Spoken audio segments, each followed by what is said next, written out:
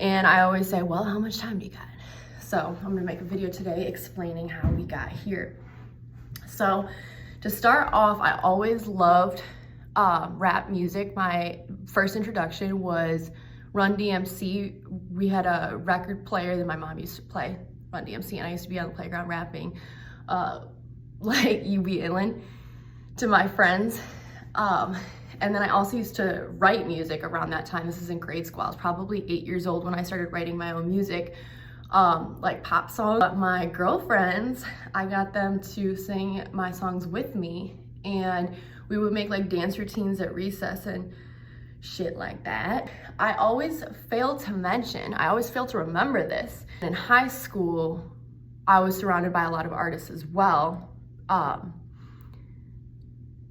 I want to say like half rappers. Like there's a lot of rappers from Dearborn. I'm not the only one. I'm just the only one who actually went as far as to post my shit on the internet.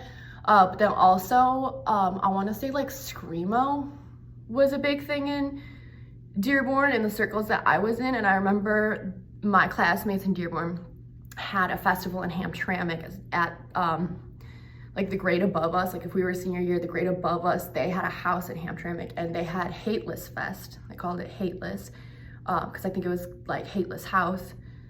Like just a spot where we could all gather up and do our shit, and people made like gumbo and shit, and then they would have like live performances either in the backyard or in the basement. But one of the reasons I started rapping was because I felt like I had enough to say, and I was ready.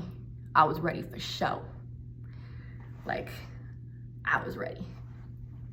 So this was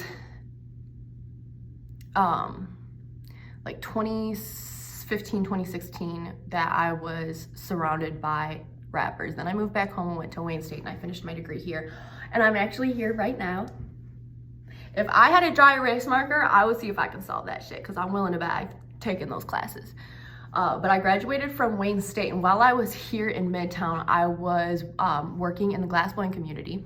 I worked at the Glass Academy in Dearborn.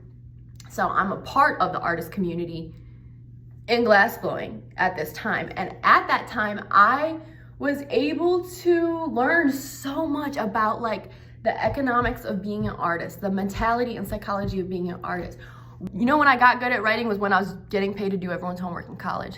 When I was doing everyone's homework in college, I would write papers for people, and that's when I really got good at writing, although I always had a love for it. But then I would go to events.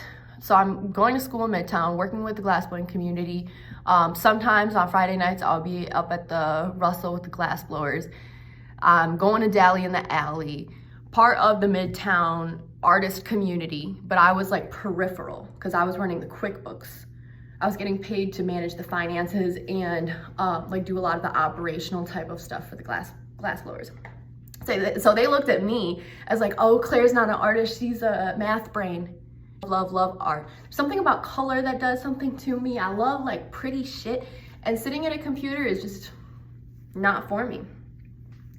So I graduated Wayne State, and I am working in the finance industry. I bought a house when I was 21, so I was super young on my own, working in the corporate finance, wealth management scene, brokerage firms type shit. And then I was constantly, I never lived in Detroit, so I was never a Detroit resident, but I would spend most of my days in Detroit, downtown, like, well, maybe even not even downtown. So I would come hang out with my friends. Then I would be at all of the fucking concerts.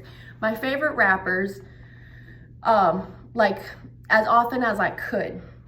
And that was like my favorite thing to do. I would be like up in the front row rapping every single word to my favorite rapper song. Babyface beats are some of my favorite instrumentals. He's got the smoothest instrumentals, and then I really learned how to rap on Ray's beats too. Like I used to take all of Ray's greatest hits, and then I would keep the same pattern because I love Ray's patterns. I feel like I just love the pocket that he's in, and then I would rewrite all of the lyrics to be like about my life. So I learned really, like I taught myself how to rap, and I really learned on Ray's instrumentals. So he had a huge influence on my career, not on my music, on my art. And I started posting a 16 every single day. So like I said, I'm rapping couple verses every day. So I'll post a 16. I would post a video of me rapping a 16. So I'll pop up in like different areas in the suburbs or Belle Isle, wherever, and I'd be rapping it. I was so consistent though. I think that's what got me like visibility and got people looking at me. And at first they were clowning me, obviously, but I kept getting better and they were kind of motivating me because it's like, all right, okay. They would tell me like, I don't know. It was a fun time. Then I was kind of relentless. I was kind of trolling a little bit, I'll be honest. I was trolling a little bit because people were saying shit like, oh, her dad probably paid for this music video. I got super consistent. Oh, and then they kept saying I can't rap. That's another thing. So if you tell me I can't rap, then I'm gonna keep rapping. What the hell else am I gonna do? Stop rapping because y'all told me to? Okay, no. Project. And released probably half of them. Savage was one of those songs which Bentley ended up getting on, but at the time I kept on recording the same song over and over again in different places because to me Savage was such a good song that I felt like you guys are gonna learn how to love this shit because it's too good. You're gonna learn how to like this. So I just kept on recording it over and over again, and I was in the MGM parking garage, and shit, it's been on the flow since. V-Live Keys posted it. A boss mentality makes me go even harder. I feel really good about the way that I've navigated my rap career so far because no, I did not suck dick to get to the top, even though I know that that's people would love to say that about me.